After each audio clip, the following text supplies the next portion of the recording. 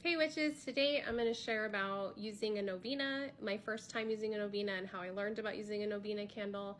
And it just is my ongoing series of normalizing witchcraft and talking about my influences growing up and like how, different people's inputs and different witches in my life or magical people have guided me along the way. And so today we're going to talk about the novena. It'd be really good if I had a novena to show you, but I don't because I've been using them. So anyway, they are a candle, the glass candle. You've probably seen them at Dollar Tree. You've seen them at even your grocery store, but they have saints, angels, Jesus on them. And they are used usually in folk magic by different cultures. And so my introduction was, I'm not going to say my friend's name, but I had a friend whose family is from Mexico, and I loved going over her house because her grandma would always feed me whatever was on the stove. Even though I didn't speak Spanish, I would just like nod and smile and then get a bowl of something delicious. So yes, everyone has that like non-Mexican friend that's hanging around all the time and eating all the food. Hi.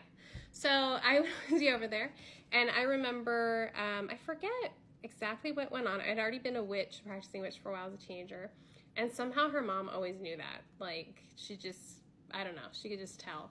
And we had moved into a house, and so she had told my mom, but my mom wasn't going to do it, so I did it. Get a novena. She told, I forget which one it was. I wanted to say it was a saint of someone. And prepare it and say a prayer for your new house and ask it to cleanse the house and bring peace to the house and let it burn all the way down. And prior to that, I had never used those kind of candles. I had done candle magic, but I didn't know that these candles really existed. Like, you're a teenager, you don't pay attention. Like, grew up Catholic, so I saw candles like this in the church, saw them around in the marketplace, but I had never used folk magic. All my learning was Wicca.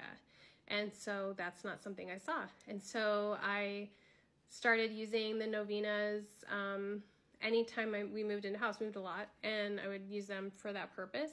And then I realized you could use them for other things. And it's been in my practice since then. So since the age of 17, I have been using them. I always get one different, just kind of depends on what I find. Usually Michael, and I will prepare, which I have a video on here on that, and usually put it in the fireplace of the house and, bring in peace and pray what I want for the house and let it burn all the way down, like she said. And I've been doing it ever since. So I really am grateful for that friend's mom who could see who I was and wasn't judging me and helped me out as well. She also taught me about limpias and about using eggs. So I definitely am grateful for that Mexican folk magic influence in my life. And it's one of the perks of living so long in Southern California, for sure.